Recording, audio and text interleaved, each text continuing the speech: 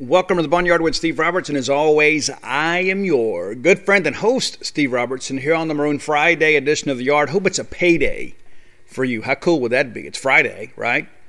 For you bi-weekly wage earners, you weekly wage earners, maybe today is the day. I hope it is. Hope you're able to get out and go do some cool stuff. Maybe you're waiting on that paycheck to get out and go buy yourself something. I think that's one of the reasons that I work as hard as I do, so I can go and do cool things for the kids, man. Every so often I'll spend a little money on myself. Matter of fact, Monday is tattoo day. How about that? I just finished up the book, and so I've been kind of putting that off and looking forward to getting back in the chair. Maybe you disagree. And you know what? That's okay. You don't have to get tattoos and grow your hair long. It's a personal choice. So, listen, let's see, I guess by the time this show airs, it'll be after midnight. It's actually still Thursday here. So I'm actually getting an earlier start because I got to get packed and get into bed. I'm leaving in the morning to head out to Auburn to go watch Mississippi State play baseball. We're not going to preview Auburn. We did that on Wednesday's show. But how interesting was it that Georgia absolutely opened up a can on Vanderbilt on Thursday night and then poured every single drop on them. 14-2. Strike up the SEC East Bulldogs, man.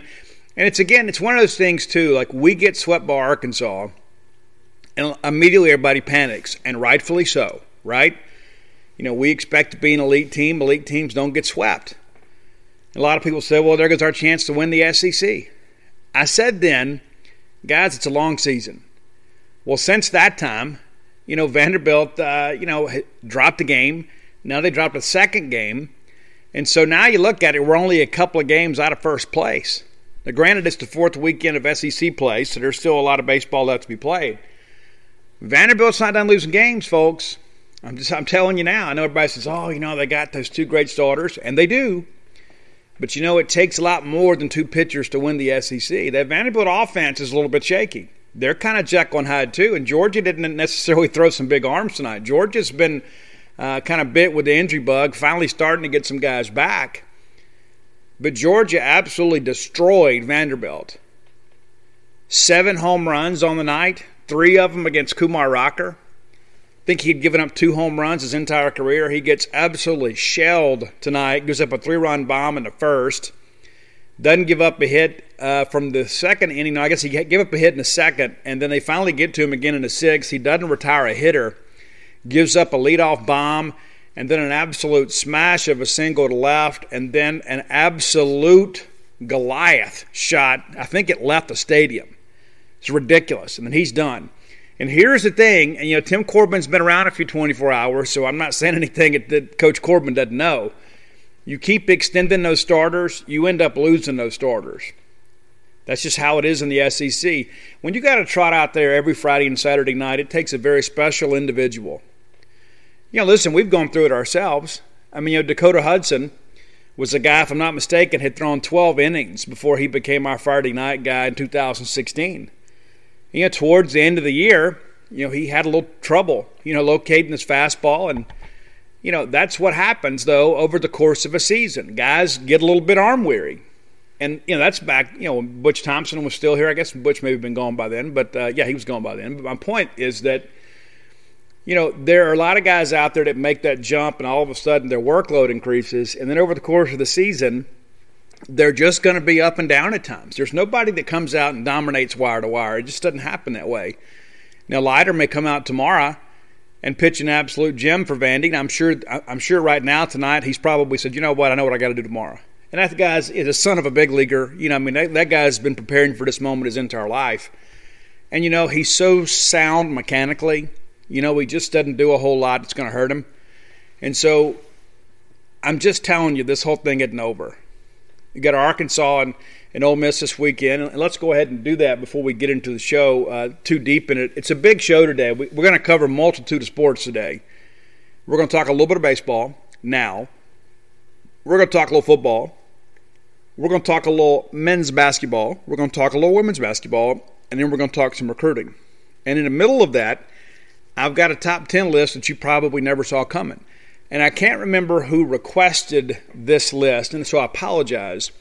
But I've got a special dedication for this top 10 list. There's a young man out there that you guys are somewhat familiar with, and I'll get into that a little bit later in the show. There's a Bulldog out there that could use a little thoughts and prayers, and that family's been true Maroon.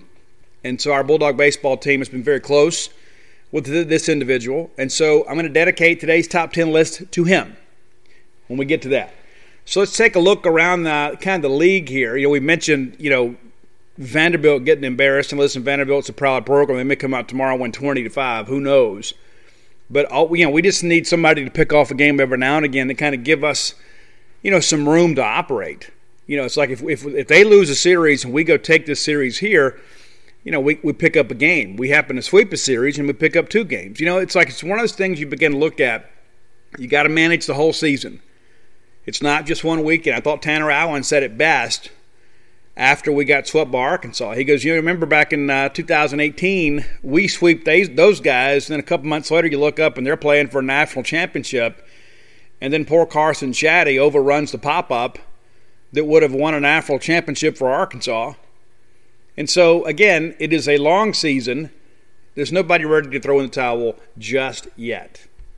So Georgia-Vanderbilt, the only game in the league on Thursday. Last weekend it was different. You had all but 2 series went Thursday, Friday, Saturday because of Easter. But this weekend, everybody else is Friday, Saturday, Sunday. So Florida will be at Tennessee. Tennessee currently ranked 6th in the country. And listen, I'm a Tennessee fan, to be honest with you. I don't think Tony is long for Knoxville. I think they're going to have a really difficult time keeping him because they're not committed to college baseball up there. And the Volunteers have gotten better every single year under Tony Vitello. And I think that he's done a great job. They may be a little bit overvalued at this point, because of who they play. This is kind of a judgment type weekend for them. We're going to find out if they're for real this weekend with Florida coming in. Florida, of course, took 2 out of 3 from Ole Miss last weekend. So I don't think either team sweeps. I think it'll be a split. I do like Tennessee to kind of hang on in a series, but because I think Florida is very overvalued, and I think they're also playing beneath their potential. But, we'll see how things go. LSU at Kentucky, man, what a huge opportunity for the Wildcats here. Huge. Now, I don't know that they've got great frontline pitching at Kentucky, but they're competitive. They're going to give you a quality start. They're going to keep you in ball games. And you get out there and you have to hit that sinker over and over and over again. You start beating ball on the ground. It's going to be a long weekend. We saw that last weekend, even though we swept them. And, of course, Kentucky takes a game from Louisville in the midweek. So Nick's got those guys playing well. I just don't know offensively if they can win a shootout. That's why it's so important for their pitching to kind of hold up this weekend. LSU in a bit of a free fall right now without Jaden Hill now for the remainder of the season. So they went from having 2 frontline starters to having 1 frontline starter, and Marceau got absolutely rocked like last weekend against Vanderbilt. You knew at some point it was going to happen. He doesn't have overpowering or dominating stuff, and eventually people kind of catch up to him, and they did last weekend. So I like Kentucky here. Because they're at home, and I think Kentucky's playing with some confidence. Listen, here's the thing. Nick Mingione's teams are going to be well coached. They made a few mistakes last weekend. Didn't hit the ball as well they'd hoped, I'm sure. But I think Collette's going to have a big weekend against LSU. I just feel like that he is one of those guys that is kind of an unheralded star in this league because he plays at Kentucky. And that's not a shot at Nick or Kentucky, but I think if he was at a higher value team, if he's at Arkansas, Mississippi State, or even LSU, Ole Miss, the guy's probably a household name around this league. So I think he's going to have a big weekend. Them having to throw those right-handers at him all weekend I think is going to be difficult. Arkansas at Ole Miss, that is absolutely the series of the weekend. We need it to be a split. It's like I can look at this thing and I say, well, I can talk myself into thinking, okay, well, listen, if Ole Miss takes 2 of 3, well, that kind of gives us a chance to control our own destiny in the West. Because all of a sudden we pick up a game on everybody, assuming we take care of business at Auburn. And then they come in here and then we beat them. And then the flip side of it is like I can't pull for Ole Miss to win a series. If we need them to win a series, then we probably don't deserve it, right? And so also the flip side of that too is I don't know if I want Ole Miss coming in here with any confidence. If they go out there and get embarrassed this weekend, and I'm expecting capacity crowds at at University Stadium there in Oxford. I'm sure they're going to open it up. And so it'll be a rocking environment, and it'll be a lot of fun to watch those games. And it'll be interesting to see how Ole Miss kind of handles things with Tim Elko being banged up. And listen, I know they said they're going to try to put a brace on him and let him play. And to be honest with you, I think it's almost irresponsible. But, Elko's got his own decisions to make, and so does Mike Bianco. And so I understand you want your leader out there, even if he's a DH or whatever. But, a big series, it'll be a big-time environment, and it's great for college baseball. It really is. Mississippi State's on the road at Auburn, and it looks like we're going to get a little bit of a break in the weather on Sunday. I was on the Zoom call with Butch today, and Butch says that they're not even going to make any decisions about the weather until Friday afternoon.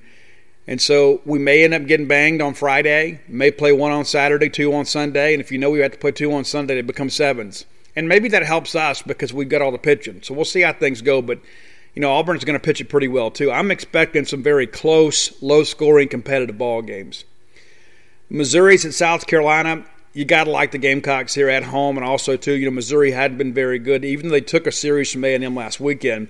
Alabama's at A&M. This is going to be an interesting series here. And to be honest with you, I think I kind of like Alabama.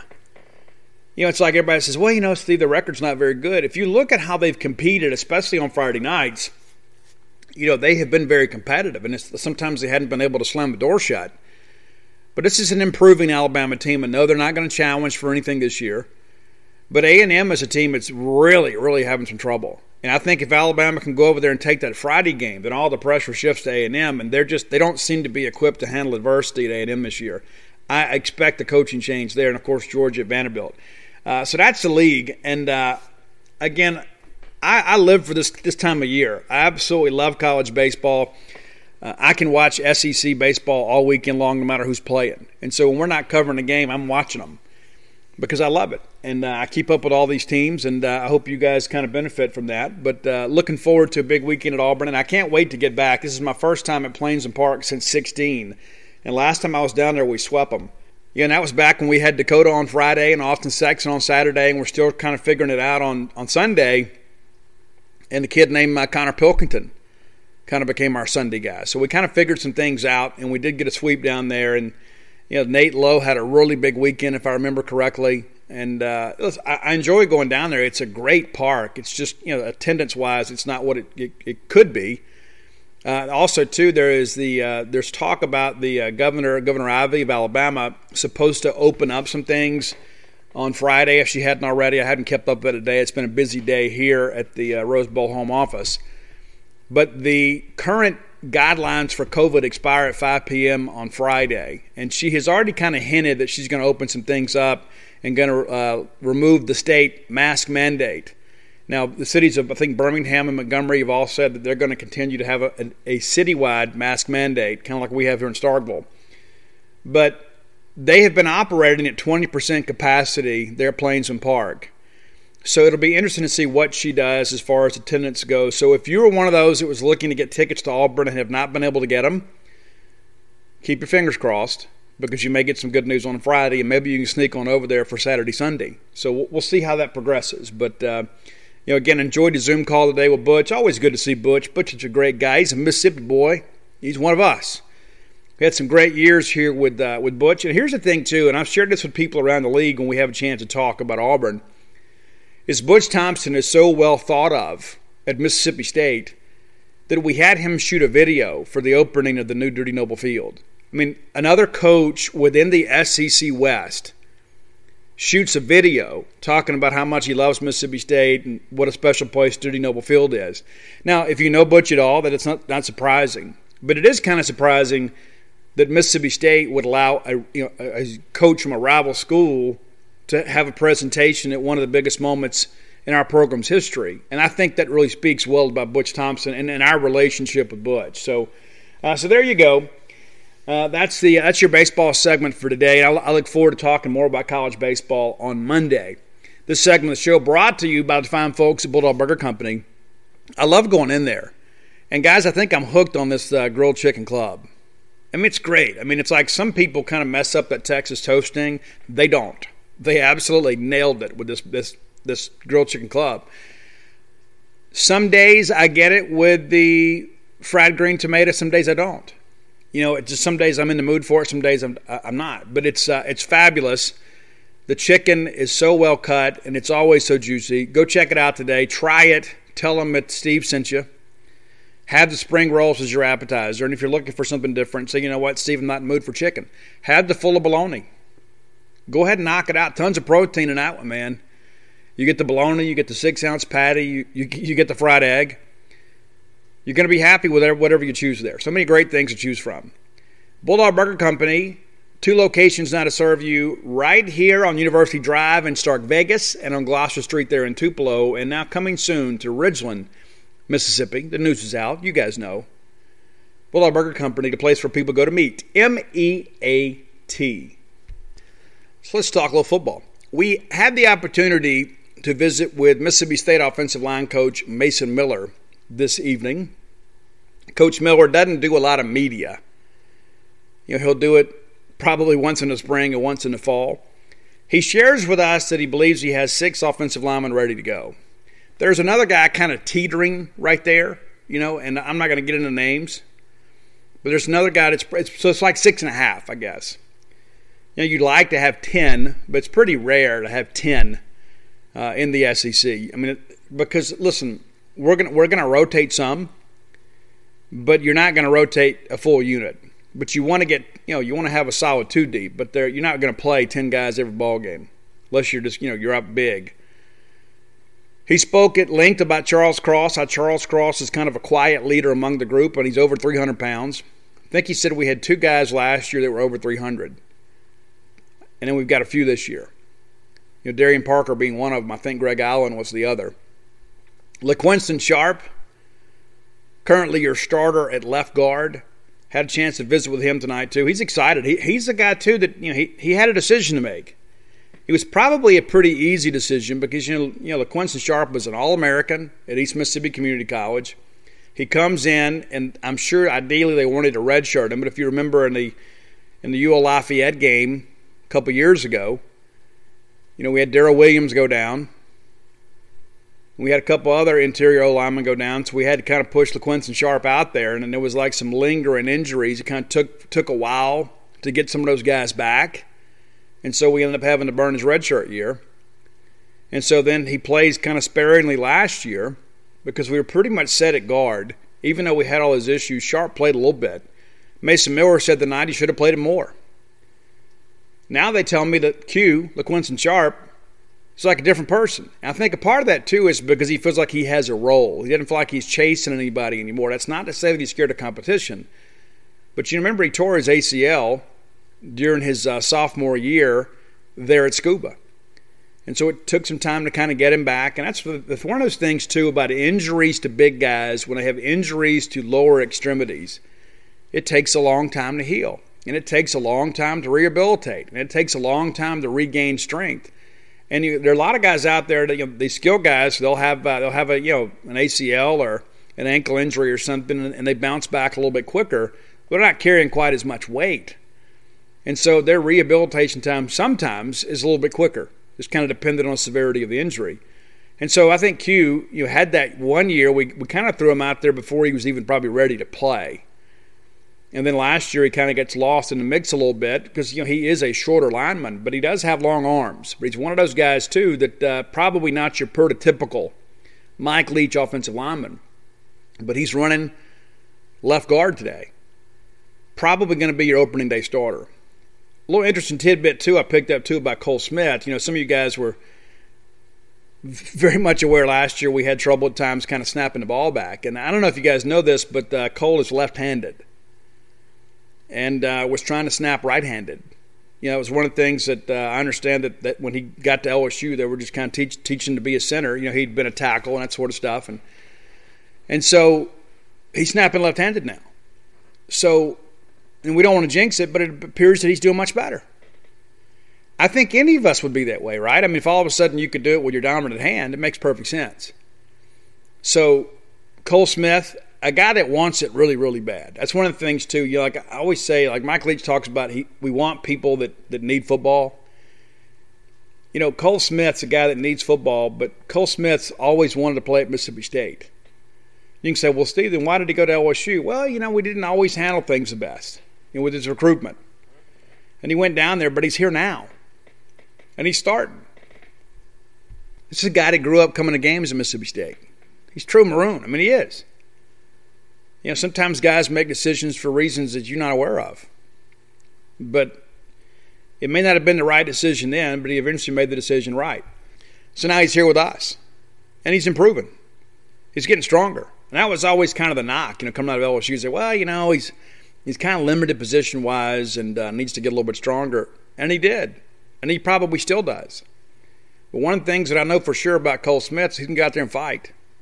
He'll get out there and fight you. I remember that Texas A&M game. We were getting absolutely destroyed. We put him in at left guard, and all of a sudden things got better because he was the one calling the protections. James Jackson was making the snaps. Cole Smith's calling the protections. And all of a sudden, it wasn't just a jailbreak every single play. It's like it was in the first half. And people forget how good A&M was, and we were within a touchdown late in the ball game. Special teams miscue cost us big time. The block punt in that ball game made all the difference. Your right guard situation seems to be pretty settled with Dollar Bill Johnson there. He's a guy, too, that we had recruited and thought eventually he would be a tackle. But in this scheme, he probably fits better at guard. We tried him some at right tackle last year, and it just, didn't work. Doesn't mean you give up on the kid. You got to find a way he can contribute. And it looks like we have at right guard. And he's a guy, too, listen, he had to grow up a little bit when he got here. Also, Dollar Bill, you guys may remember this, too, is, during his senior year, his mom died unexpectedly. And so then all of a sudden, he's got to deal with all that stuff, and he comes here, and then all of a sudden he has to redshirt, and there's just a lot going on in his life. And so he's had to grow up pretty fast. And so this is a guy, too, that is kind of figuring it out on his own. Guy's got a bright future ahead of him. I like him at right guard. He's one of those guys, too, also that's a competitor. In this league, too, it's one of those things, especially on the offensive line, you got to be an absolute killer to play offensive line in the SEC. When you think about the competition these guys see on a weekly basis, I mean, you're facing NFL prospects every time out against every single team, every single year. There's never a week off in this league in the trenches. There's just not. You can have big physical guys that can move and just as skilled as you are. That's one of the things that happens a lot of times, especially in small-town Mississippi, is you get guys that get by on athleticism and size, and they don't learn a lot of technique. And all of a sudden they get here, and they're facing guys that are as skilled as they are and as big and strong as they are and as athletic as they are. And so in order to win, you got to sharpen the saw a little bit and refine your technique. And so there is a learning curve, and that's kind of how it was for Dollar Bill. He was the guy in high school that just line up out there and just blow people off the ball because there wasn't anybody out there size-wise that was comparable to him in that classification. Just wasn't. And so they're kind of learning to play football when they get here. You recruit, especially offensive linemen, you recruit on potential. You go out and you get the measurables and you teach them the rest. And that's kind of the story with Dollar Bill. But he's getting there. Right tackle, Cam Jones, I told you guys how Cam kind of took the position when Greg Allen had tough practice. Greg was kind of beat up with a groin injury. Cam right now is your starting right tackle. But Scott Lashley getting some snaps there too.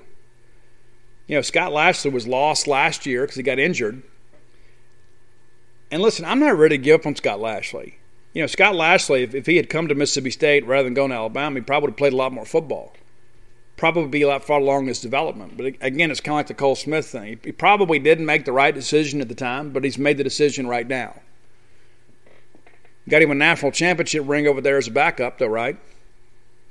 Those are hard to come by. But you look at the rest of that story, too. It's like, here he is. The guy wants to play, and he finally gets here. He's in the mix for a starting position, has the injury, has to have season-ending surgery, worked his way back. And listen, they've been careful with him, but he's full go now. He's full go now. But Scott's one of those guys, too, that he has the potential. And I think Mason Miller's one of those guys, too. And maybe he has to get it out of him kicking and screaming, but they're going to push him. They're going to push him to reach his full potential. And he's a guy, too, that I think is among those six that's ready to go. I think that's apparent. I think he went in with the ones on the third drive on this past Saturday. So we feel good about where things stand with him right now. Reed Byes is a guy that's worked some at backup center. He's a guy. Listen, this is a guy too that's still kind of learning on the fly. He's still a newcomer. Got here last summer, I guess. He's still figuring it out. But if you look at Reed, you can tell he's a different person. I mean, this is a guy that's really embraced the weight room. He just needs some reps. It's a guy that needs some practice. And, maybe second team center is where he settles right now. But that's a guy, too, that, you guys got 3 years to play. You bring in Nick Jones. Nick was backup left tackle last Saturday. Had his moments. Also had some teachable moments as well. Big, long, athletic guy. Never really been pushed like he's being pushed now. Never had to face the competition off that edge. Yeah, listen, you're playing left tackle at Mississippi State right now. You're facing Jordan Davis every day in practice. That's a different deal right there, man. That guy's a freak. Just wait. Just wait. Carson Williams, a guy that's a newcomer, still kind of figuring it out a little bit. Going to probably run second team at a guard, but, not there yet. And you don't expect them to be. I mean, it's like, guys, we got, 10 practices under our belt now. We have 5 left. I think it's right. 10 or 11. And so we'll practice again. We'll have another scrimmage on Saturday, and then we'll go through things next week. And I think there's a cleanup practice after that. I don't remember the schedule. But these guys that are, first year enrollees, guys like Albert Reese, that it's so interesting. He was with the Threes last weekend, and I've heard that he's probably going to get some second-team looks this week. Mason Miller calling him King Albert. King Albert of the Great North. Originally from Canada. That guy's a massive human being, but he's not slow-footed like you'd expect a guy his size to be, and he's actually really, really strong. If I remember correctly, he was tied with Charles Cross for the team lead in bench press for offensive linemen when they did their off-season conditioning drills. And again, this is a true freshman showing up. I expect him to play a lot this year as a two-deeper, probably more in the non-conference. But, long-term, that kid looks pretty good. So offensive line play looks great. And I think that, even Mike Leach said a couple days ago that he thought they were the most improved group. And that's music to the Bulldog ears, isn't it? Because we had some real struggles last year. Some of them were COVID-related. Some of them were schematic. But the bottom line is, regardless of what the reasons were, we had trouble on the offensive line. As the year went on, we got better. You start getting some guys healthy. It's amazing how much better you get. You also had some addition by subtraction. You got a couple guys that, just weren't bought in. And now they're somewhere else. And, listen, I'm a big fan of everybody that's here while they're here. I don't harbor any ill will against anybody after they leave. I really don't, as long as they leave the right way. And you know exactly what I'm talking about. But I don't keep up with that stuff. I don't care what happens when they leave. I mean, I don't want them to be injured. I don't want them to not play. I mean, Keaton Thompson's there at Virginia, and I've watched. Somebody sent me a video the other day about how he's kind of like Slash over there. You never know where he's going to line up. And listen, I'm happy for Keaton. I'm happy he's able to get on the field. He wouldn't have been able to play in this scheme either. But I'm happy he's found a place where they can utilize his talent. But I'm not going to be out there retweeting any videos. I don't even follow Keaton on Twitter anymore. It doesn't mean that I don't like him. But my loyalty is to Mississippi State. Once they leave, hey, best of luck to you. That's the end of our interaction. That's just kind of how I feel about it. And I'll be honest with you, it's like some of this other stuff that happens with transfers and other sports. I mean, it is amazing to me. I mean, my goodness. I mean, it's like we've got some stage 5 clingers in the fan base. It's just like we just simply can't move on. I'm glad I didn't date some of you. My goodness. It drives me crazy. It really does. It shouldn't bother me as much as it does, but it's like, man, when they're gone, they're gone. As I shared with you guys about Vic Schaefer the other day, he's not laying awake at night wondering if you're still thinking about him. The guy's moved on. He's got other things to deal with. And so do you. So let's move on. And so when these guys leave, I quit thinking about them. And I think about the guys that are replacing them. Because I want Mississippi State to win. This is not the Boy Scouts. This is the Southeastern Conference. And there are some people that are not good enough to play here. And you say, well, Steve, that's not fair. It's the reality.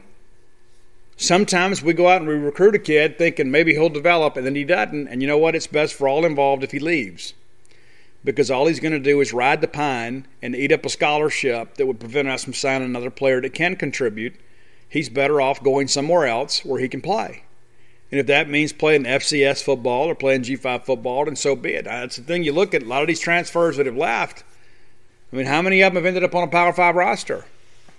I mean, you guys keep up with all that. Outside of Keaton, how many of them have? You can do the math yourself. And you say, well, Steve, I don't know if I understand. Well, listen, if these guys leave and they were so valuable to us, how come nobody else was beating their door down to go sign them? They went in the portal. Many of them did it early on. And those are the things, I think, when you look in hindsight and say, you know what? It's probably best if he moved on. Oh, he ended up going to an FCS school. Well, it's probably where he can go compete and play. And I hope he goes and has a great career and gets his college degree and meets his wife and has a wonderful life. Really do. But I'm not a fan of his anymore. I'm not going to keep up with that. You do you. But again, my focus is on Mississippi State. It's just part of the deal for me.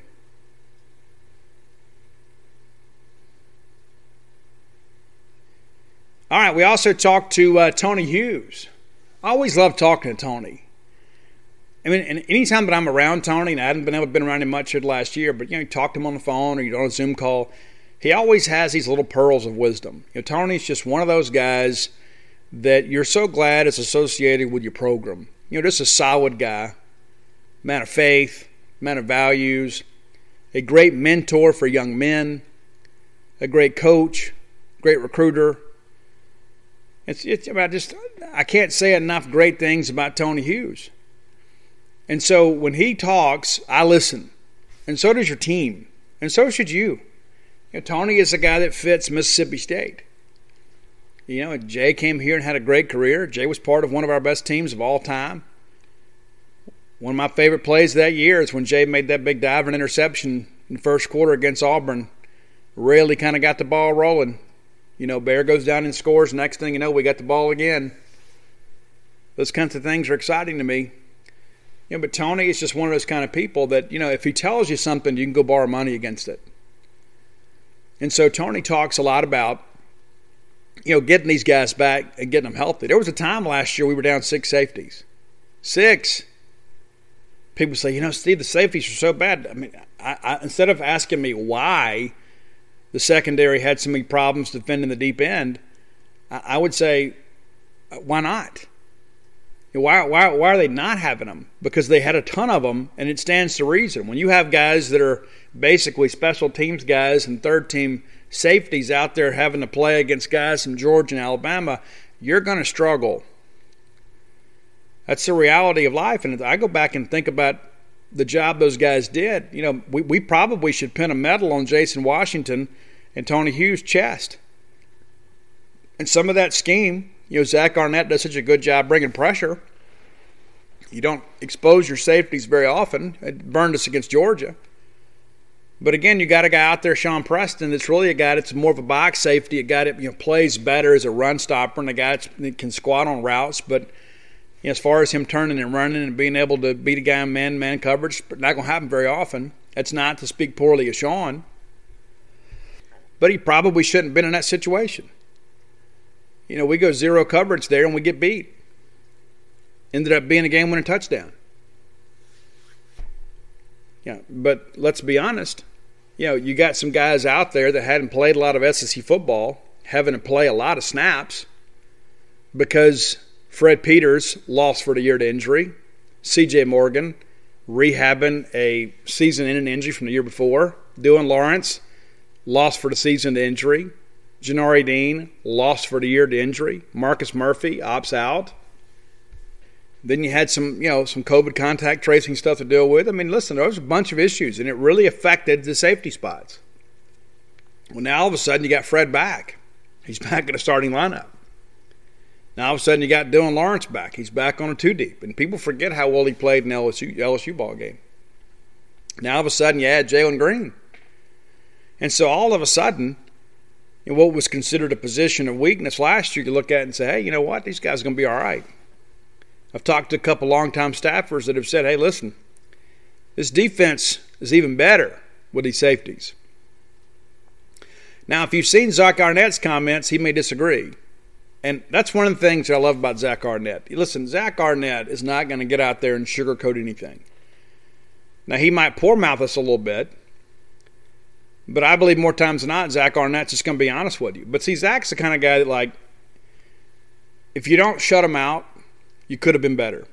And that's exactly the attitude you should have as a DC. You should never accept or admit failure. You got to say, listen, here's the deal. We got to do better than this. It's just like we beat Vanderbilt. And there was a discussion that Zach had with the team during film review that hurt some people's feelings. And he'd say, well, Steve, I don't know what you're talking about. What's like everybody's feeling so great about us beating Vanderbilt. I don't know when beating Vanderbilt's been a big deal. And then they go out there and put up 450 yards on us. So it's like, yeah, we won, but we didn't play well defensively. There were times we didn't think we could stop them. If Marquis Spencer doesn't make that interception there on his own blitz, I don't know what happens in that ball game. It boiled down to one play. And let's be honest, it should never boil down to one play between us and Vanderbilt.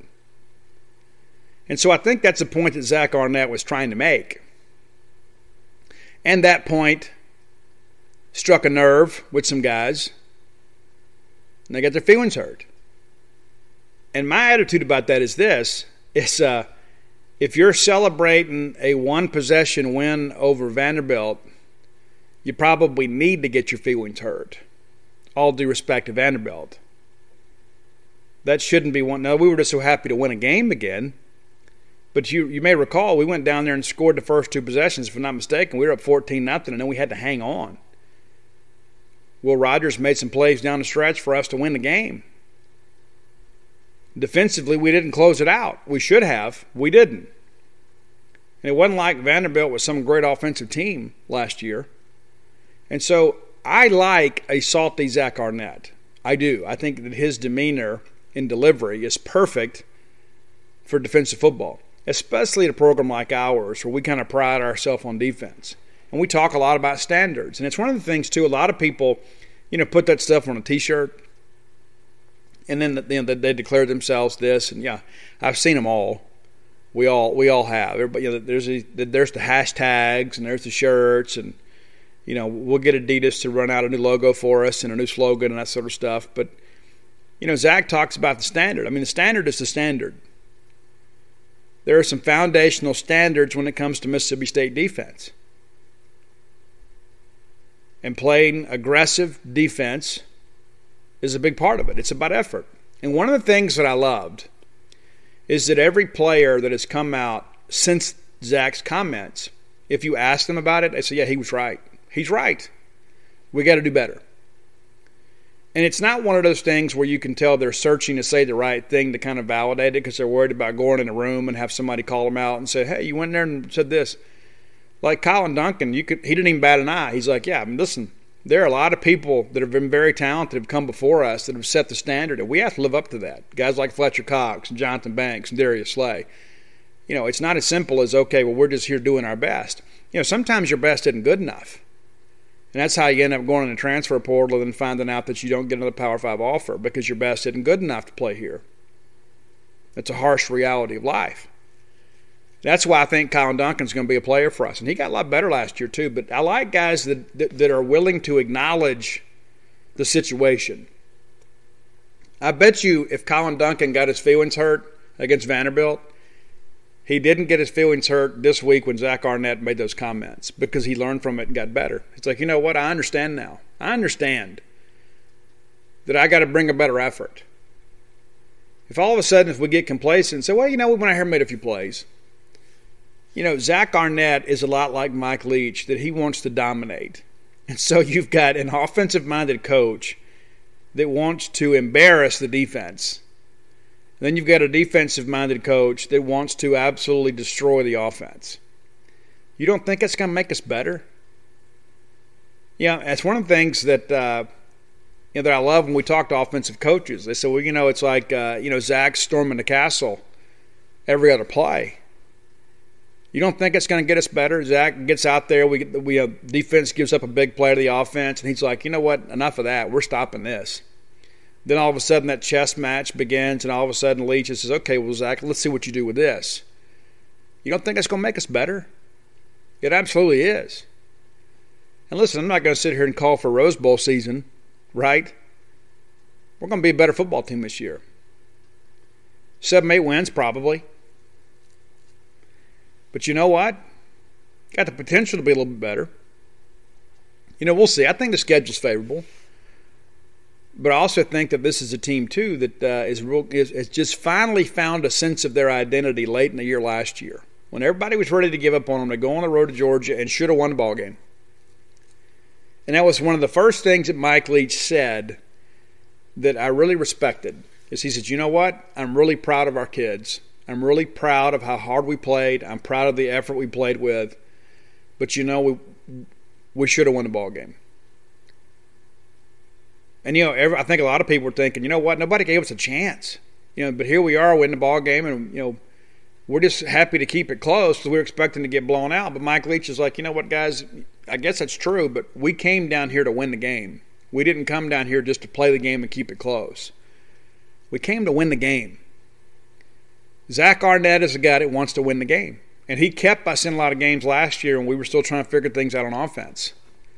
And so when I hear that Zach is upset because the defense is having a tough time stopping the offense, that gets me fired up. Because it means the offense is making some improvements and Zach is holding his guys accountable. All right, let's get to today's top 10 list, brought to you by the fine folks at johnnypacker.com. You guys, listen, I'm wearing my sunglasses all the time anyway, but nowadays, you can't even walk out in the yard or go out to the mailbox without having some sunglasses on because it's getting brighter, and it's only going to get worse. You need to protect your eyes. It's not just about looking cool, which for some of us, it's easier, but you need to protect yourself. Wear sunglasses. I'm going to encourage you to wear sunglasses all the time. Maybe even indoors. You can find some great fashionable frames there at johnnypacker.com.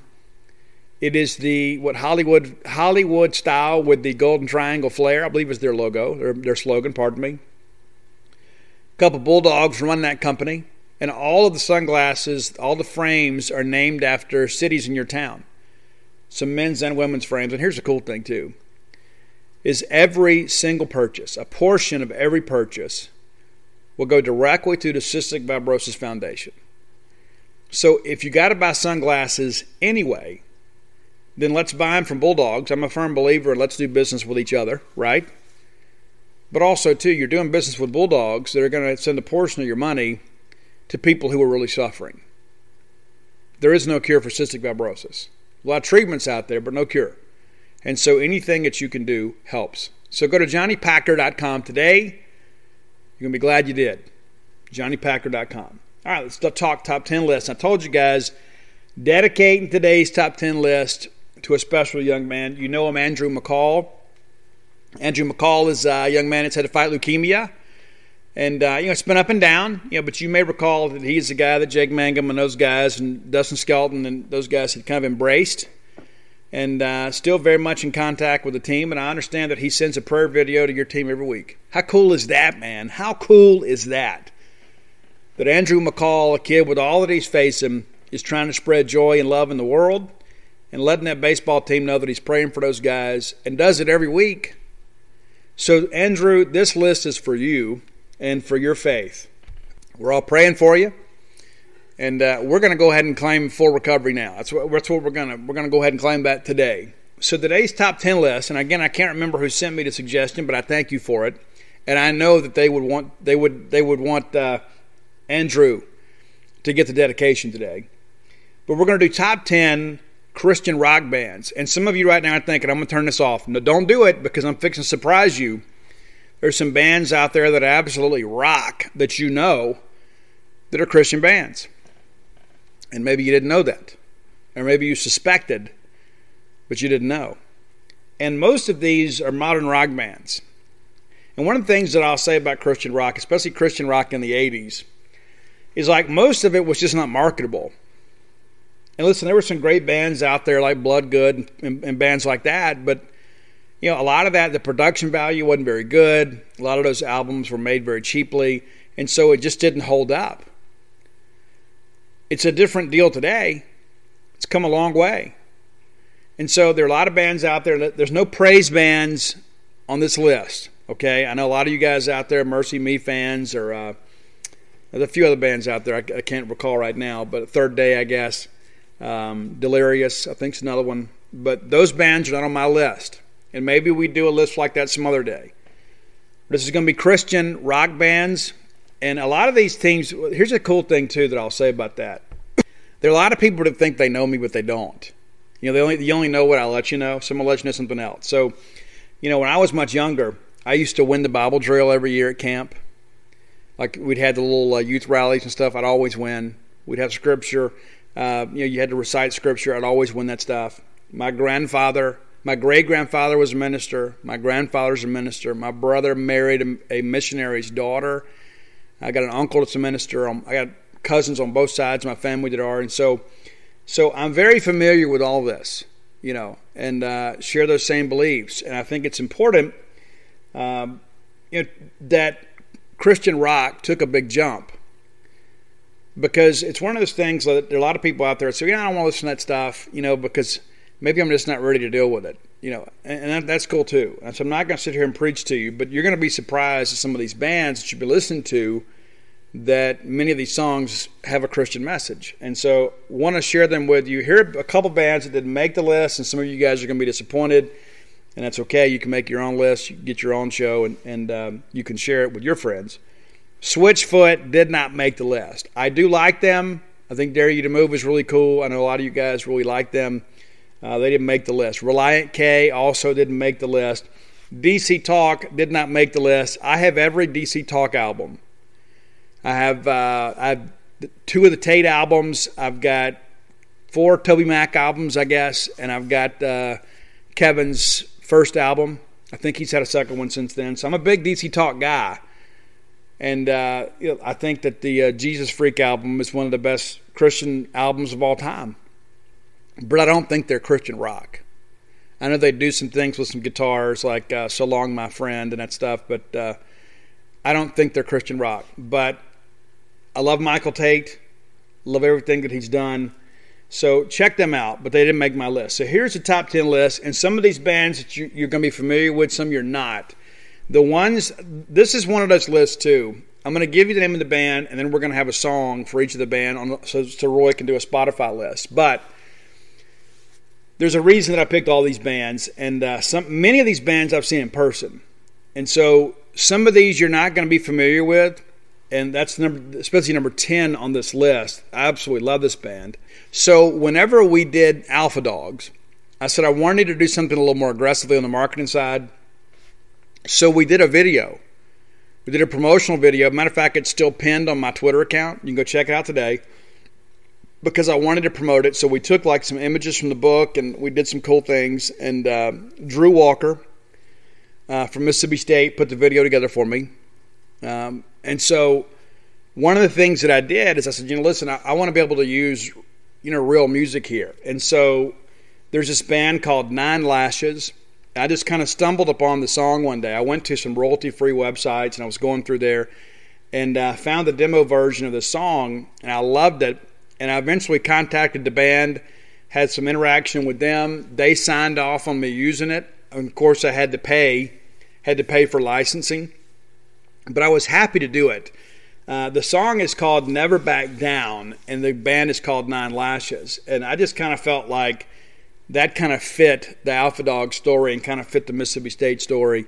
And so that'll be number 10 on the list, Nine Lashes, Never Back Down. I absolutely love that track, and it was really my honor to be able to use the song. And when the band signed off on it, they've actually moved on to a different record label. And I remember the singer, he messaged me, he goes, man, Steve, I really hope this works out. And it sent them the video, they loved it, and we're happy to be part of the project. So cool little aside there. So Nine Lashes, Never Back Down. Number 9, I absolutely love these guys. They opened for Shinedown here on a couple tours ago, but it's We As Human. And this is an absolute banger of a song. It's called Strike Back. And a lot of people said, I didn't know they were a Christian band. They are absolutely a Christian band, and had a really cool song. There's a follow-up to this one called Take the Bullets Away. Just a great singer, great delivery. And that's one of the things, too, we talked about, too, about how Christian rock music had to make a jump. A lot of people used to say, and I lost this point earlier, well, it sounds too much like the world. Well, then how do you get the world to listen to it? You know what I'm saying? It's like there's so many people out there that, it's like it's how you kind of package and deliver things. And so it's like if you've got people out there that you want to get your message to, I mean, if you're only preaching and singing to the choir, well, yeah, you can sing whatever you want. But if you're trying to reach people that have a real need, you've got to reach them where they are. And number 8, a band that I saw in Lafayette, Louisiana, and had a chance to meet them after the show. It's a band called Demon Hunter. And they absolutely crunch, and got a huge lead singer, a big bald-headed guy. But after the show was over, they gave us the set list. I have it around here somewhere. I need to find it and put it in a frame. But this one is called Last One Alive. Great message behind this one. You'll check it out, and I think you'll find out pretty soon exactly where those guys stand. And these guys are the real deal. I absolutely love them. Number 7, and this is a band at times that's kind of gotten on my nerves because a lot of their songs kind of sound the same. And you can say, well, Steve, why are you talking so bad about them? Well, I mean, I think sometimes they're overplayed, but it's a band called Skillet. And I went with the song Monster. They've had a ton of hits. They're on Octane all the time. They're one of those bands that is on Sirius XM Octane. And so they get a lot of commercial airplay. And I guess they opened up the Winterfest thing in Jackson. But Skillet is a great rocking band. I think you'll dig them if you hadn't already. Number 6, they have changed singers, but I'm going to go back a little bit. It's a band called Flyleaf, and Lacey Sturm was the original singer. They've replaced her because Lacey became a mom, and her and Josh have had some kids, and so she stayed home to raise babies for a while. She has actually released a solo album here in the last year, and it is phenomenal. So if you're a Flyleaf fan, go check out Lacey Sturm's latest release. But it's all around me. I almost went with So Sick because that video is incredible. But Flyleaf is a great band, and it took me a while to get into them just because I think initially I wasn't exactly sure what I was listening to. But Lacey Sturm, you want to talk about a young lady with a rock voice. She has such incredible range. She can sing so melodically, and she's also a young lady that lived in Mississippi for a while. How about that? Probably didn't know that. Lacey Sturm and Flyleaf. Number 5, I love this band. I loved them from the very first time that I heard them. Didn't know their story and didn't know their message. But once I got a chance to listen to them, I was so into them, and probably have about 20 songs from them on my phone. But it's 1,000-Foot Crutch. The first song I ever heard from them was a song called Move. But I didn't go with that one. I almost went with War of Change, which is one of those songs that kind of gets to me. You kind of hits you right in the chest a little bit. But I went with Fly on the Wall because it's a little bit different than a lot of the other stuff. And I love the vocal on that, and I love the keys on that. There's like some synth on that one. It's a great track. It's a little different from some of the other stuff they've done. So if you hear that song and then you go try to get deeper in the catalog, you might be a little surprised because that's kind of an outlier. Number 4, another band that I've seen live and met them too. Matter of fact, I have one of their songs tattooed kind of in their logo on my right arm. It's a band called Red. Red is an incredible band, and they've had some tremendous success. I almost went with Feed the Machine, and that's an absolute banger too. But I went with Breathe Into Me. That is a great song. And there's a bunch of great songs in the Red catalog. I think Until We All Have Faces is probably the best album from Red. If you're unfamiliar with them, you should check them out today. They will absolutely blow your mind. Number 3, I would be remiss if I did not include this band. They were my brother's favorite band when he was in high school and in college. My brother played college basketball there at Wesley College in Florence. Went to Christian school there, Congregational Methodist school there. And we grew up going to camp up there. And so we actually had a chance to go see this band in Jackson. And I jumped up on stage. So if you were at the Petra show around 1990 at the Jackson Coliseum and you saw 2 guys jump on stage like a bunch of idiots, I was one of those guys. I didn't even know the guy I went with. He was like, hey, let's go get on stage. Let's do it. So right in the middle of Louis Weaver's drum solo, I was running around the stage. They didn't throw me out. They just said, hey, get down. Don't get back up here again. I've been a few other places and jumped up on stage, and I wasn't treated quite as nicely. I guess you would expect that at a Christian rock show. But I went with Petra, This Means War, which is kind of their signature track. There is an interesting story about Petra, too, that I think a lot of people don't know. I think I shared this when we did the KISS list. So Petra originally wrote the song, God Gave Rock and Roll to You. And so KISS wanted to use that, and they had a huge hit with their own version of it. But there was kind of a trade. So Heaven's on Fire was a song that KISS had off the Animalize album. And so they traded some music, I guess you could say. And so Petra had a song called Seen and Not Heard that was to the tune of Heaven's on Fire. And so that's kind of the trade there. So if you didn't know that story, if you know both bands and you were curious about, well, how did this ever happen? Why isn't this copyright infringement? That's how. Number 2 on my list, one of my favorite current bands, and it's POD. And POD is actually biblical. It comes from payable on death. And that's not mean they're a negative band. They're a huge band. And Sonny founded a group called the Whosoevers, and they go around and they give their testimony. And they talk about going to jail and talk about being drug addicts and all of the negative things they did in life, and they minister to kids. And so I'm a big fan of Sonny's, and you can find him on Twitter. He's very inspirational. After 9/11, and matter of fact, this album that I'm going to talk about was released on 9/11, and the album is called Satellite. And it became an incredible song-laden album that healed a lot of young people. And I could have gone with several songs on that album. There's Youth of the Nation, which was really resonated with young people around our country. And then, we did the pregame video to the song Boom, but I went with Alive. Because that's one of those, I get chills even saying that, because it's a song that's always meant a lot to me. So POD, I've loved them from the beginning. I have that first album, The Fundamental Elements of Southtown. That's when it's got Rock the Party and Southtown. Southtown, I guess, the first song I ever heard from them. But they are the real deal. They get out there and do the real thing and spend a lot of their own money spreading their message. But if we did a Christian rock top 10 list, I don't think there is any choice. You have to have Stryper number 1, don't you? And I used to have that poster on my wall, that Stryper Isaiah 53:5 poster. And everybody wore their black and yellow stuff, and it was really kind of ridiculous. But, Stryper, people forget this, man. Like, Stryper was huge out in West Hollywood. Huge. And they had a lot of bands that opened for them, a lot of bands that went on to sell millions of records. Stryper, obviously, the most recognizable of the Christian rock bands at the time. And there were so many people that rejected them because they had long hair. There were a lot of people in the religious right that said, you know what, those guys wear makeup and they've got long hair. They look like the guys on MTV. And I think they were really pioneers in many respects because, again, they wanted to get their message out, and so that's how they did it. And they played a ton of tours with bands that were probably a little bit notorious. So I could have gone with a bunch of tracks here, and it's interesting. If I remember, I'm trying to remember from memory here, but I believe the third album was In God We Trust, and that's the one that had Honestly on it. That was kind of a breakthrough for them. But let's go with To Hell with the Devil as our track today. To Hell with the Devil. That's our Stryper track for today. So there you go.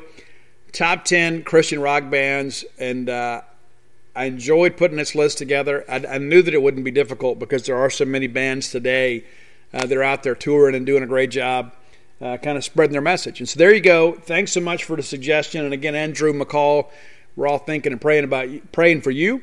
And this list was for you. So there you go. All right, let's talk a little basketball. This segment of the show brought to you by Campus Bookmart. Longtime sponsors of the show, man. Stan and Man, Miss Kathy Brown, lovely, talented Susie, the whole crew there will treat you like family because you are family. If you're not following them on social media, you're missing out a little bit. Because there's always going to be things that are all kind of impulse buys. I mean, many of you guys go get on Amazon or whatever, you like search Mississippi State stuff. Let me save you some time and trouble. Follow Campus Book Mart on Twitter and Instagram. Like them on Facebook. And then when they get new arrivals, it'll pop up. And so all of a sudden you're like, hey, I need to get that. And listen, if they don't have it, they can get it for you. Visit them on the World Wide Web at campusbookmart.net. And by being a loyal Boneyard listener, we'll save you a little money. BSR is your promo code. Stands for Beautiful Steve Robertson. Very easy to remember, BSR. That'll get you free shipping on all orders over $50. Any order less than $50, absolutely incomplete. Again, that's BSR at campusbookmart.net. When you go in, be sure and tell them that I sent you. All right, let's talk a little basketball. Big, busy day Thursday on the basketball side of things. Coach Ben Howland and his staff pick up a commitment from top 150 prospect Cameron Carter. Matter of fact, ranked the number 127th prospect in the 2021 247 composite rankings for basketball. 6'3", 180-pound guard out of Oak Hill Academy. Finalists were Mississippi State and Virginia Tech. Ole Miss also in the mix a little bit. So we pick up another guard there. And here's some quotes from him. I think it's really cool. It's always been my dream to play in the SEC. I love the way they move up and down the court in Mississippi State. I've always been a big fan of the school, especially after Lamar Peters. He's from Louisiana. He played in the G League. We come from the same AAU team, and I saw what he did and the work he put in there, and I feel like I can go in there and do the same thing and put on for Louisiana again. So Lamar Peters kind of reaping some benefits there for Mississippi State. Lamar, I think, had a pretty good experience here. I know that he was ready to go when he left, but Lamar was a star in this league for a while.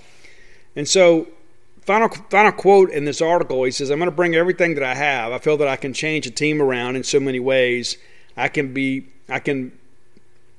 make people better. Somebody missed a word there. I can make people better in so many ways. I don't even need to be on the court, just practice like trash talking or garden. He's Lamar Peters for sure. I feel my defense stands out a lot. I take pride in playing defense. A lot of people don't nowadays. I love playing the pick and roll. I get the big men involved, shooters, everybody. I always do my best to get my teammates involved. So you've got 3 now commitments for the class: Keyshawn Murphy, Alvin Applewhite, and now Cameron. And so big get there. And so now you're working in the transfer portal. Mississippi State obviously still has some spots to fill.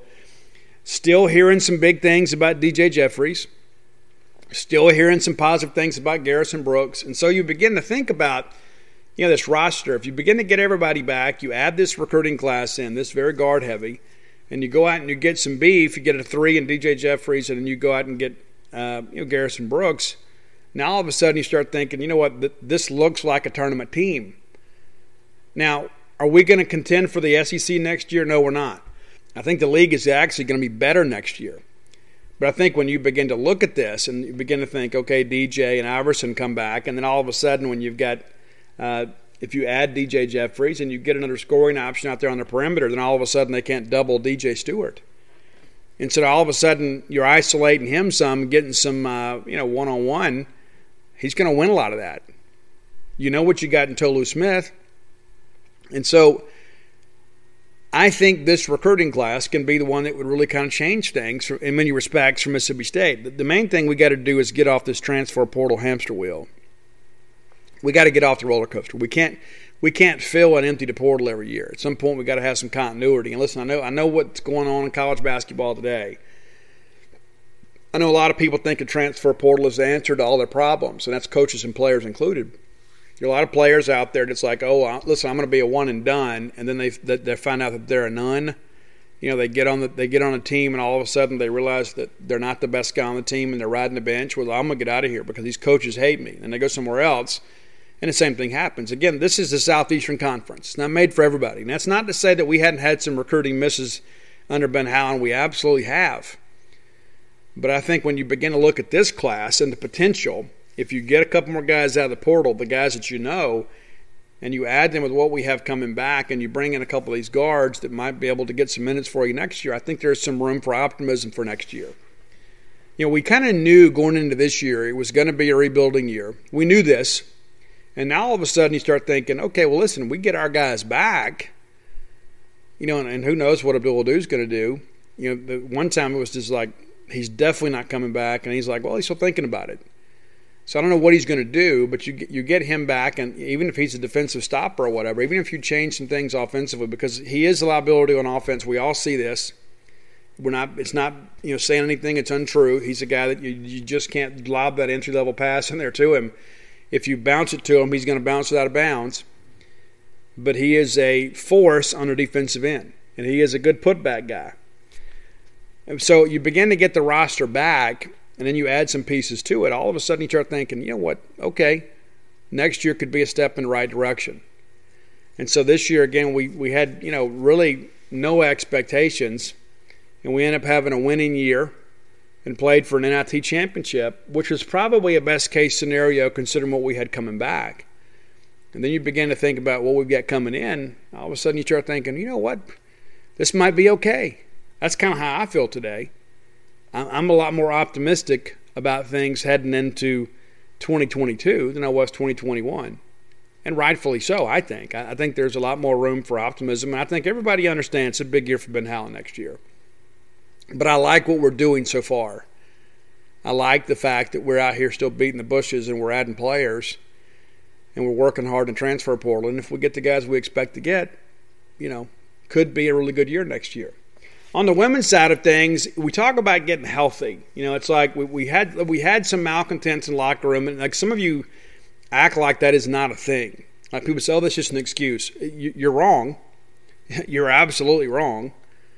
And so we've had some people move on, not all of them. And I'm not going to sit here. One of the things that drives me crazy, and I guess it shouldn't bother me, it's like we have some folks within the fan base that are so invested in being miserable. It's like, well, let's go share out here where this transfer went to, and this one went here, and this one went there. It's over. It's over. Go put on some Boys to Men, ride around until you figure it out. It's over. Go listen to the end of the road, whatever you need to do. It's so hard to say goodbye, whatever. It's over. There's no need to prolong the misery and say, oh, well, this, Aaliyah Matharu went to Texas. Okay, listen, good for her.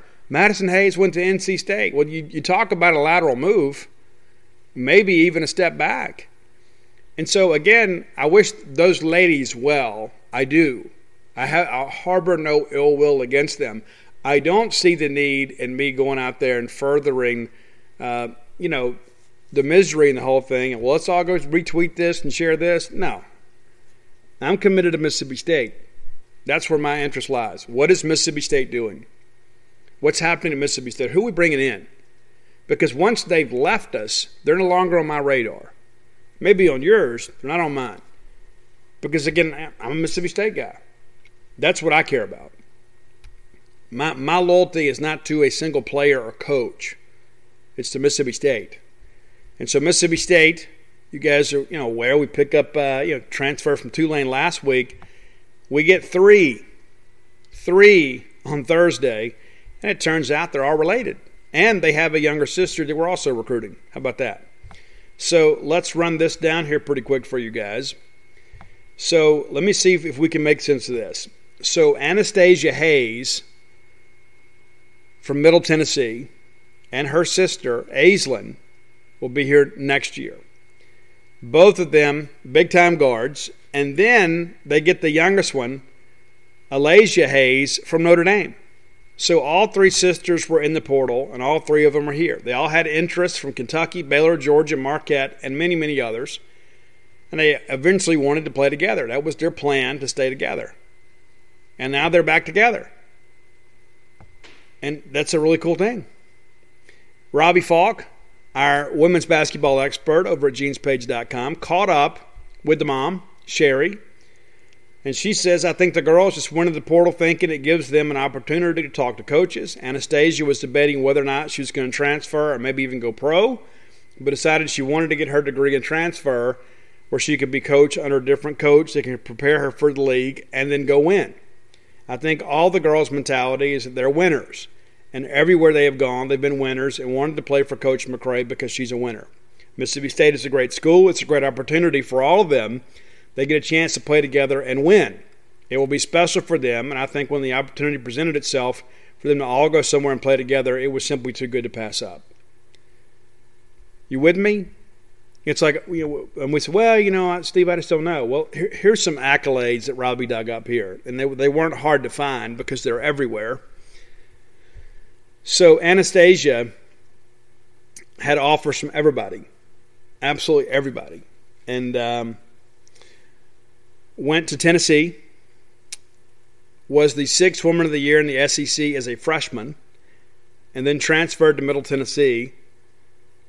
And then she was the Conference USA Newcomer of the Year.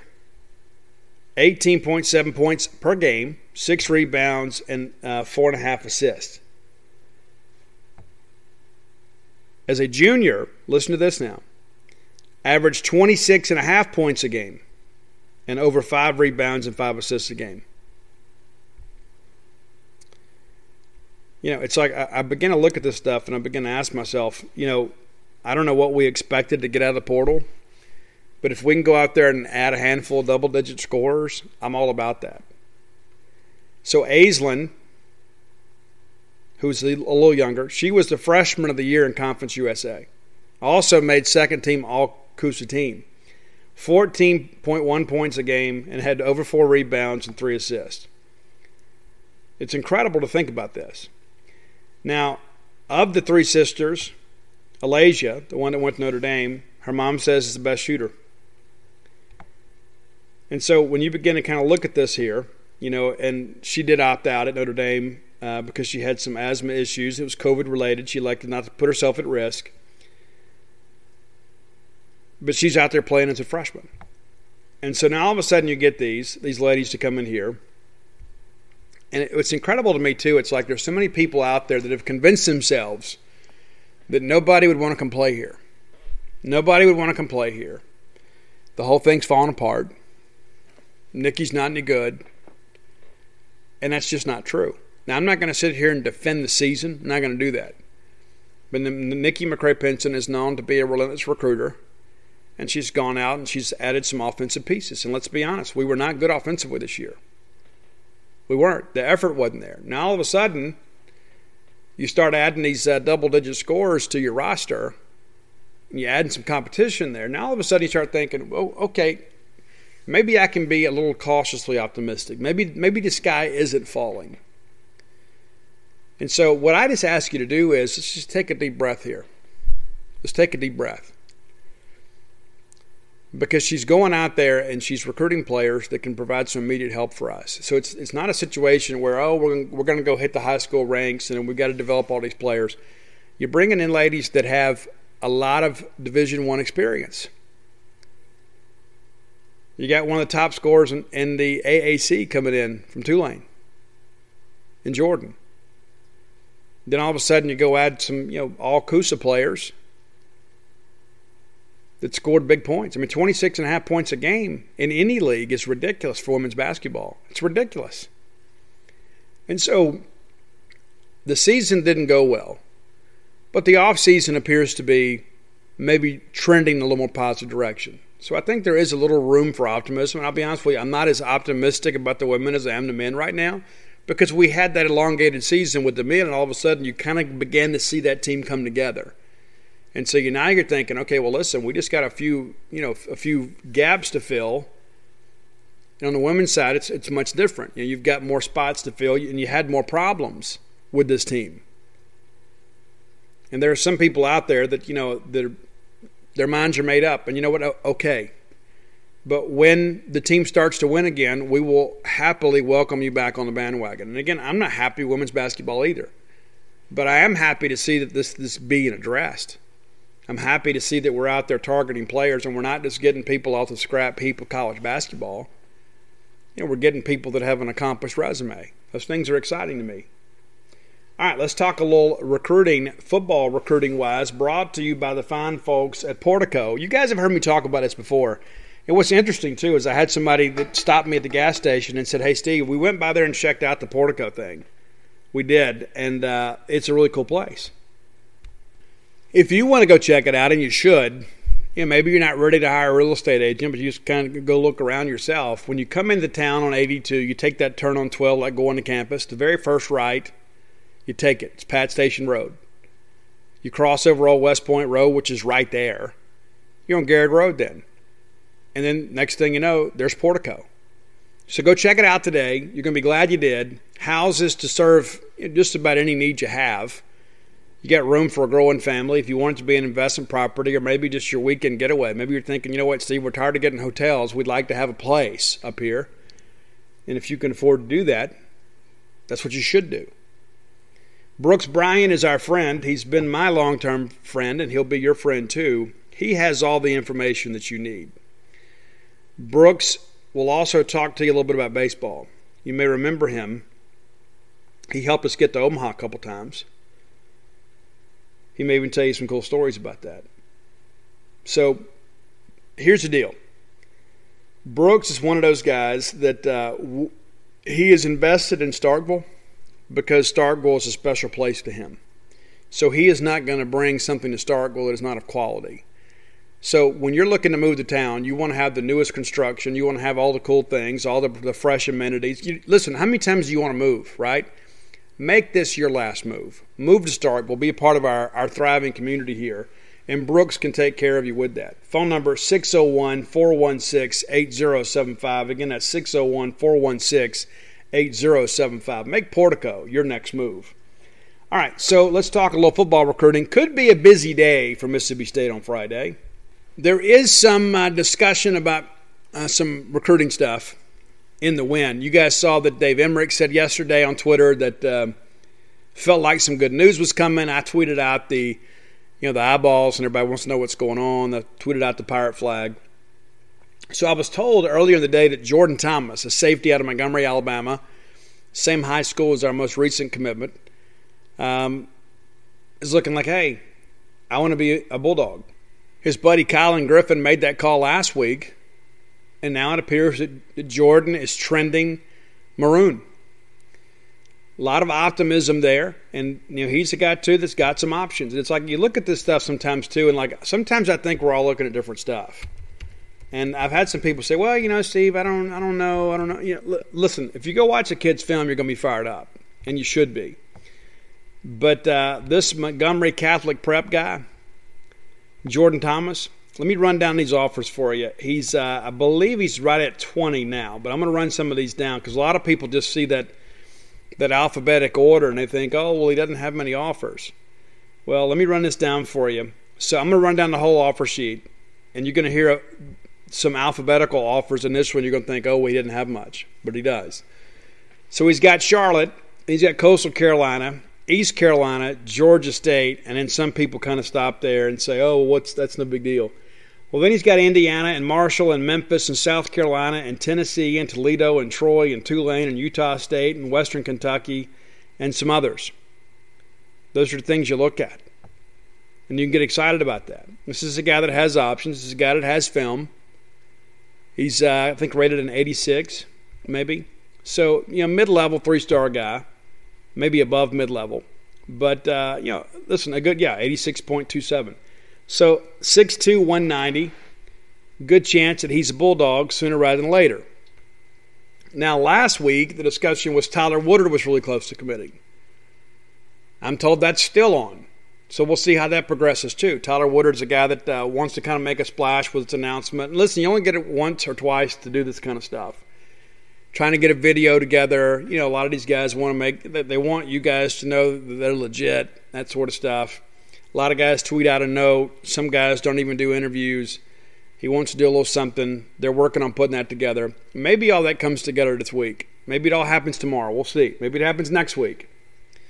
But those are a couple guys that could be in the boat sooner rather than later. And you begin to think about this thing. Okay, you got Jatarius Elam, a corner committed. You feel really good about Trent Singleton. You feel pretty good about Wesley Miller at Heritage. And all of a sudden you add Colin, you add Jordan, now you add Tyler. All of a sudden, secondary is kind of wrapped up before we even get to Super Bulldog weekend. In last recruiting cycle, we really struggled with defensive back recruiting. We took some guys early, had to drop them. These guys are better. And so you begin to kind of work through this thing and say, okay, listen, maybe we learned our lesson last year about defensive back recruiting. Carter Edwards is an offensive line prospect, expected to be here next weekend for Super Bulldog weekend. We've talked about him at length. State's been a leader for a while. A lot of people thought he'd be committed by now. I was one of them. A little bit of a delay now, but he's going to be back for the third time in, I think, about 6 weeks. So that's a good sign there. We'll see how things progress there. Xavier Harris, defensive lineman out of Germantown. I'm told, fans should kind of gear up for the long haul with him. He's not planning to make an early decision. Mississippi State remains in a good spot with him. So we'll kind of see how things progress. And I think, listen, outside of a handful of guys, you're not going to have to go out of state for many of those guys on the defensive side of the football. We've talked about that before. I'm excited about the class, currently ranked 22nd in the country. I think we've got a really good chance to be a top 20 class this year. We hadn't had many of those in the last decade, probably even all the way back to maybe the late Sherrill years. I mean, we haven't had a lot of top 20 classes in Mississippi State history. And so with the strength of a strong in-state crop this year, I think we have a chance to do something we don't ordinarily do. So kind of keep an eye on Gene's page today. I will be on the road to Auburn, so I won't be breaking any news on Friday. So Paul Jones will be all over that, and so be checking the message boards, be checking the Twitter feeds. Could be a commitment or two on Friday. So just be mindful of that. If it doesn't happen, don't sue me, okay? Just give it a couple days. But we're doing a good job as a staff right now, and I think that a lot of people are excited about the direction of Mississippi State football. So a lot of good news to share today, and hopefully we'll get back together on Monday. We'll be able to talk about some more good baseball news. If you haven't done so, please go to alphadogsthebook.com today and order personalized copies of Flim Flam, Stark Villains, and Alpha Dogs. And if you're looking for Stark Villains gear, and there's been a big rush of that lately, thank you very much. You can go to starkvillains.com and you can get your Stark Villain shirts. A lot of people are wearing them on Sunday, the black Stark Villain shirt on Sunday. You can get a maroon one too, okay? So you can check them out. I'm really, really happy with how things are going with that. So again, that's starkvillains.com. That's going to do it for today. I look forward to being back with you guys on Monday. And for those of you traveling to Auburn, be careful and be dry. But until next time, let's all live our lives in a way we'll make more friends than enemies, and people can see a difference in the way we live. Johnsonville sausage strips are strips of sausage that look and cook like bacon. They come in amazing flavors like original, maple, or chorizo. Now you can transform your BLT into an SLT or turn your bacon cheeseburger into a chorizo cheeseburger. It's not bacon. It's Johnsonville sausage strips. And it's a meaty miracle. Find it by the bacon, even though it's sausage.